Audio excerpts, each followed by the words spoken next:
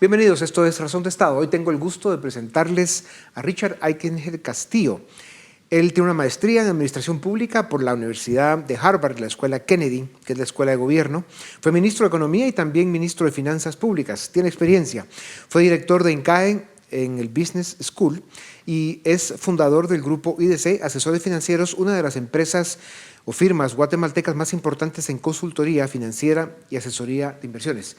Licenciado Aikenhead, bienvenido a Razón de Estado. Buenas noches. En una de sus columnas recientes, usted planteaba siempre con esa visión optimista e inteligente, porque hay que reconocerlo. Decía, iniciamos el 2020 y sus páginas están para ser escritas. Y en las primeras líneas de esta columna decía, el nuevo año, la nueva década ha iniciado, está en cada persona, comunidad, país y región escribir sus páginas de una u otra forma. ¿Cómo visualiza que se puedan escribir las páginas de Guatemala ante este nuevo año y de frente a un nuevo gobierno? Mire, yo espero que seamos capaces de escribir y llenar esas páginas con visión de futuro, con innovación, con compromiso y sobre todo viendo más oportunidades que problemas. Mire, en los últimos meses tuvimos dos libros de Guatemala que leí con mucho interés y mucho agrado y vimos, por ejemplo, Tiempos Recios de Vargas Llosa y después Lo que es el migrante de Marco Santil.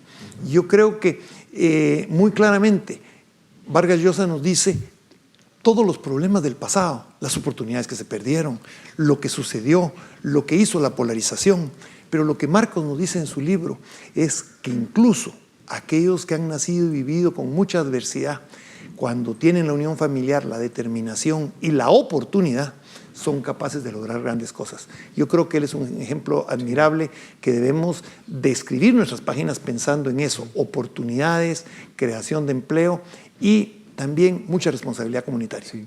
Y usted tiene razón, nos fijamos mucho más en lo negativo y en los problemas que en lo positivo y las oportunidades. Y en ese sentido, usted habiendo tenido la experiencia del Ministerio de Finanzas, del Ministerio de Economía, sí es una realidad que el nuevo gobierno se enfrenta a circunstancias complejas, altas expectativas, pocos recursos y luego pues una economía regional y global compleja. ¿Cómo se enfrenta y cómo se encuentran las oportunidades en circunstancias tan complejas? Mire, básicamente uno tiene que empezar por pensar fuera de la caja. Uno tiene que saber cuáles son los 2, 3 grandes proyectos que uno puede hacer, no hacerlos todos. Y si uno mirara Guatemala y dijera, en los próximos 5 años, ¿qué grandes cambios puedo hacer yo? Yo le diría, desde el punto de vista económico, lo primero es mejorar la infraestructura.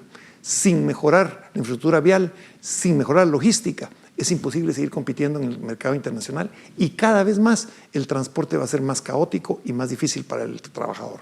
La segunda que uno miraría claramente es cómo mejoramos nuestra productividad. Ojalá los israelitas nos vengan a ayudar a mejorar la productividad agrícola. Ojalá los americanos ayuden a que se vuelvan clústeres tecnológicos y call centers y empresas de servicio en nuestra región. Que nosotros, si a China le quitaran un poco de las cuotas ahora con la discusión comercial y nos dieran una preferencia para que las maquilas pudieran producir acá y mandar a Estados Unidos, sería una gran oportunidad. Pero eso es hablar de oportunidades. El tema es cuando no hablamos de oportunidades. Sí. Y la gran oportunidad que estamos pidiendo los guatemaltecos es lo que no estamos haciendo para combatir la desnutrición de los niños y las niñas pequeñas, porque ahí estamos comprometiendo por una generación a todo el país. El verdadero capital de Guatemala. Licenciado, todo lo que usted ha mencionado es totalmente cierto, son las grandes oportunidades para las que hay que trabajar. Sin embargo, sí, Guatemala tiene un problema de economía de escala, de masa crítica, que nos complica, a pesar de que tuviéramos muchos ingredientes positivos, dificulta el tema del desarrollo y sobre todo la velocidad. Agreguemos a la ecuación que usted mencionaba el planteamiento que se está escuchando ya desde las nuevas autoridades de gobierno sobre discutir otra vez la integración económica de Centroamérica. El que seamos una región de 49.3 millones de centroamericanos en 499.000 kilómetros cuadrados, 260 y pico mil billones de dólares en Producto Interno Bruto, eso sí le daría sobre todo agregando los elementos que usted menciona de infraestructura, de educación, cuidar mejor a nuestros niños, temas de seguridad, etcétera, eso le da un potencial a una región que sin duda alguna daría muchas sorpresas positivas.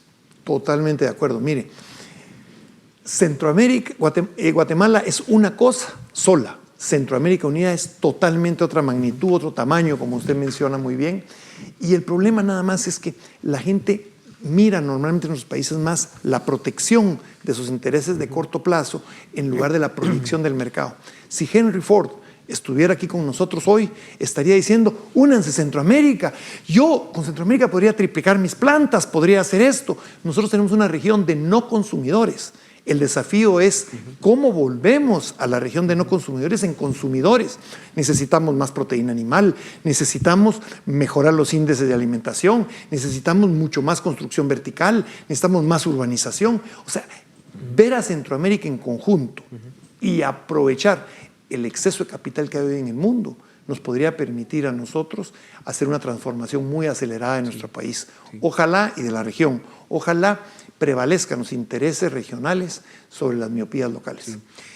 Un presidente como el presidente Alvarado en Costa Rica, el presidente Bukele en El Salvador, ahora el presidente Yamatei en Guatemala, el presidente Cortizo también en Panamá. La situación de Honduras es compleja por la situación de seguridad que tienen y digamos, los señalamientos que tiene el gobierno hondureño. Y por supuesto Nicaragua es una isla ahorita absurda que esperamos se resuelva pronto.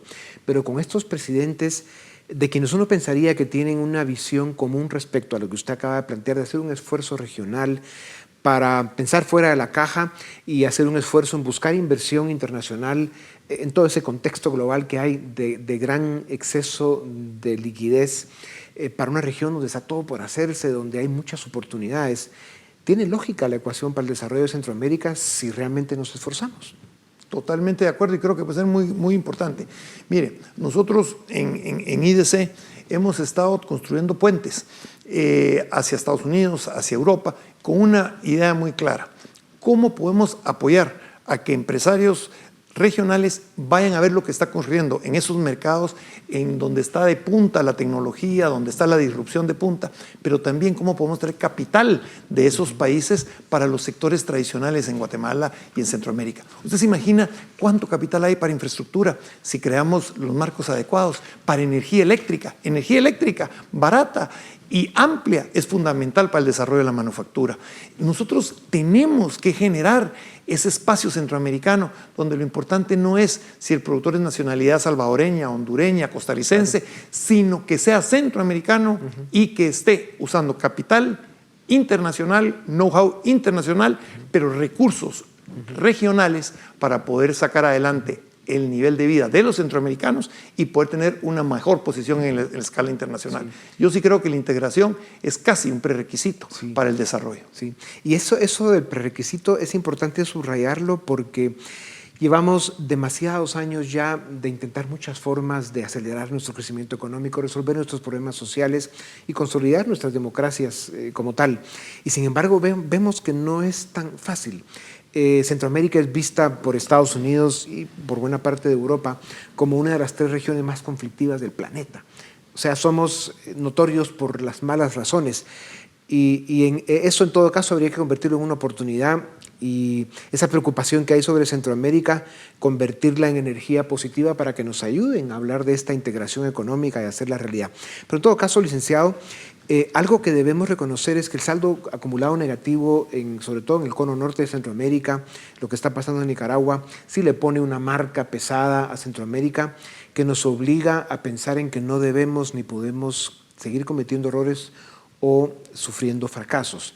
El nuevo gobierno, el presidente Yamatei, que durará 4 años, no puede fracasar, sobre todo después de 3 gobiernos que le antecedieron, que fueron excesivamente malos, por corrupción, incompetencia, mediocridad, y bueno, incluso un gobierno que implosionó, llegando al final porque la corrupción se hizo evidente. En fin, entonces, ¿cómo hacemos para reencauzar el rumbo con energías distintas, con el inicio de la construcción de una cultura diferente que nos permita revalorizar la sociedad y sobre todo la política? Mire, yo creo que el presidente tiene una gran oportunidad, pero tiene un problema serio. La oportunidad la tiene porque después de esos 3 fracasos, las expectativas no son tan altas. Entonces, si él fija claramente las prioridades y avanza en pocas prioridades, pero con firmeza, yo creo que puede lograr mucho, pero tiene un gran problema. El problema es que ya hay demasiada costumbre de muchos intereses sectoriales alrededor del gobierno, de muchos intereses políticos, de muchas malas prácticas acumuladas. Intereses criminales también. Criminales, que entonces el problema es que ofrecen las ayuditas iniciales, empiezan a envolver y cuando menos siente está ya inmerso en el poder de estos grupos. Yo creo que el presidente requiere muy claramente y muy desde el inicio marcar una diferencia. Si no se diferencia de lo que son las prácticas de los últimos 12 años, lo que va a pasar es que en muy poco tiempo la población va a empezar a perder la paciencia, porque ya ha visto demasiado de lo malo y lo que quiere es ver algo diferente. Mire el caso de El Salvador. Yo no conozco personalmente al presidente Bukele, pero lo que se ha podido transmitir en El Salvador en el poco tiempo que tiene es que hay una posibilidad de cambiar, que hay una oportunidad de cambio y ahora lo que toca es empezar a actuar en ese país en dirección a lo que han sido sus mensajes. Yo creo que es un bonito ejemplo de que si el mensaje es correcto, después lo que tienen que haber es acciones que vayan en la dirección del mensaje. Así es. Y precisamente por eso, cuando usted mencionaba en una de sus columnas la oportunidad que hizo realidad Israel, un territorio pequeño más o menos como El Salvador, y que lo convirtieron en una potencia mundial donde es un referente tecnológico, unos niveles de desarrollo impresionantes, su ingreso per cápita anda por los $45,000 por persona al año, o sea, realmente se puede. Y aquí no tendríamos excusa para no hacerlo. Entonces, hablando o uniendo los temas de hablar de una integración que idealmente debiera ser desde Guatemala a Panamá, una integración económica, o empezar con el cono norte de Centroamérica e introducir elementos como los que usó Israel de innovación, de una cultura distinta, de una actitud distinta de los ciudadanos. ¿Es eso posible en Guatemala y en Centroamérica? Yo creo que sí, pero necesitamos algún elemento diferenciador. Y en el caso de Israel fue el estar rodeado de enemigos, hizo que ellos tuvieran que unirse entre ellos para combatir a esos enemigos. Y lo segundo es que crearon ese sistema militar obligatorio que obligó a todos los jóvenes a, independientemente de la clase social, del nivel socioeconómico, del nivel de educación, estar juntos en una etapa. Imagínense que nosotros no lo necesitamos para el ejército, pues no necesitamos un ejército en nuestros países, ni mucho menos del nivel que Israel necesita, pero lo podríamos dar para dos cosas. Si esos jóvenes los integráramos en un sistema en que al salir del bachillerato tuvieran que por 1 año, 2 años, dedicarle parte de su tiempo a enfrentar y a solucionar el problema social de desnutrición, de atención que necesita el país, y la otra parte a aprender verdaderamente el emprendimiento. Porque nosotros somos un país de muchos emprendedores, de mucho pequeño empresario. Lo que necesitamos es crear los sistemas. Usted se imagina esos jóvenes trabajando con recursos del exterior, invirtiendo para poder nosotros producir más y mejores productos para nuestros países, pero también para exportar. Sí. Sería todo un cambio. Lo que se necesita es alguna medida audaz y que el resto de la sociedad acompañe con su apoyo y con sus recursos a que eso acontezca. Sí. Licenciado, hay quejas del hecho de que el gobierno cuente con pocos recursos, o sea, incluso los ingresos fiscales han bajado. El año pasado estamos viendo cifras porcentuales respecto al PIB de las más bajas desde 1995. O sea, hay una realidad financiera del gobierno que presenta problemas ante muchas necesidades, una infraestructura casi destruida, el problema de la desnutrición crónica que mencionábamos, muchos problemas sociales, el sistema educativo también muy complicado, etcétera. Entonces, se hace imprescindible, casi cuestión de vida o muerte para este nuevo gobierno, el que no solo piense fuera de la caja, sino que sea muy audaz en las decisiones que tome para cambiar el ritmo, para cambiar la dinámica de la sociedad y que logremos empezar a encontrar esas oportunidades que existen, que están ahí, pero hay que ir por ellas y trabajar duro. Totalmente de acuerdo. Y en el tema, no nos estamos jugando siempre un juego del huevo o la gallina. Y entonces la lógica es esta. Los ciudadanos dicen, yo ya no quiero pagarle más impuestos ni más contribuciones al gobierno porque no veo los resultados. Lo cual es 50% justificable, pero 50% injustificable, porque ningún país puede lograr sin una carga tributaria de por lo menos 15% del Producto Interno Bruto. Pero por el otro lado, del lado del gobierno y de los grupos que se han incrustado en el gobierno, no dejan que entre un nuevo quetzal al gobierno para no sacarlo para sus fines. Entonces, no tiene ningún sentido subir los ingresos para simplemente subir los salarios sin que haya ninguna productividad de por medio. No sirve para que suba el precio de la medicina individual, para que suba. Tiene que haber un cambio en el que los grupos que han estado viviendo el presupuesto público puedan empezar a ser marginados y privilegiemos el verdadero servicio y la verdadera inversión pública.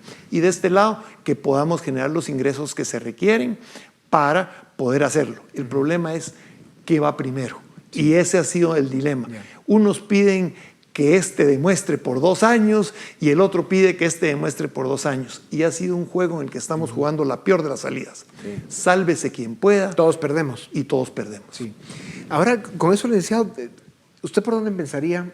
¿Por dónde empezaría y cuáles serían las primeras 2 decisiones que tomaría, que obviamente tendrían que ir en la línea de limpiar cómo funciona el Estado, controlar en la medida de lo posible la corrupción de verdad y que se deje de despilfarrar, de derramar esa cantidad multimillonaria de recursos del Estado que debieran ser usados en las grandes necesidades que tiene la población y no en corrupción? Mire, lo haría en 3 áreas. En el área administrativa, una reforma que es fundamental es que pueden haber sindicatos en el sector público, pero un sindicato por ministerio. No es democracia que hayan 60 sindicatos en un determinado ministerio. Eso es anarquía. Usted tiene que poner orden. Igual que tiene que poner orden que el Congreso está para legislar, no para decidir obras públicas, no para decidir contratos, ni para hacer negocios. Esa es una medida administrativa que tiene que ser. O cambia claramente la señal administrativa o no hay ninguna confianza en ese lado. Del lado de la inversión, queremos que haya inversión, empecemos con lo primero.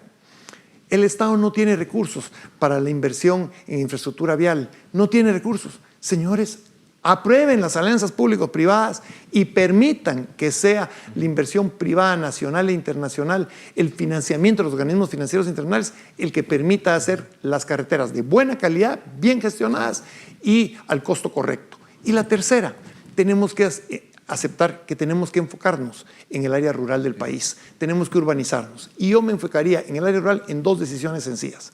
1, cómo mejoramos la productividad agrícola a través del riego por goteo. Y 2, cómo hacemos un proyecto claro para disminuir la desnutrición infantil en nuestro país. Ahora entendemos por qué lo llaman tanto para participar en proyectos políticos y siempre dice que no. Pero en todo caso, lo que sí es cierto, licenciado, es que Guatemala, los guatemaltecos no podemos acostumbrarnos a esa mediocridad, a esa incompetencia, a esos niveles absurdos de corrupción que hemos vivido, especialmente en los últimos 3 gobiernos y otros más para atrás, como fue el caso del FRG, del cual ya no queremos recordarnos, pero sí hay que iniciar una nueva era, ¿verdad? De esperar más, vigilar más y acompañar mucho más de cerca el proceso político de Guatemala para ir juntando esa energía tan necesaria que nos pueda ir abriendo estos espacios para construir el país que todos queremos. Totalmente de acuerdo, y creo que la idea de ver no a Guatemala, sino a la región centroamericana ayuda mucho. Y la segunda, que creo que haría un gran cambio, es hagamos un esfuerzo por contar las historias de éxito. Tenemos muchas historias de éxito en el país. Usted ha visto ahora cómo guatemaltecos han destacado en temas de tecnología, en temas de salud. Hay tanto que podemos, si nosotros empezamos a enfocarnos en lo positivo y exigirle al gobierno que actúe en esa línea de lo positivo, creo que podemos cambiar. Porque ningún país ha cambiado con negativismo, sino es uniéndose y buscando las oportunidades para poder salir adelante. Y yo espero que estemos en el inicio de un periodo de desarrollo para nuestro país. Pues muchas gracias, licenciado. Eso es lo que se llama optimismo inteligente y ojalá podamos ponerlo en práctica acompañado de todos esos esfuerzos tan necesarios para sentirnos mejor con nuestro país. No tenemos por qué no. Muchas gracias a ustedes también. Gracias. Esto es Razón de Estado.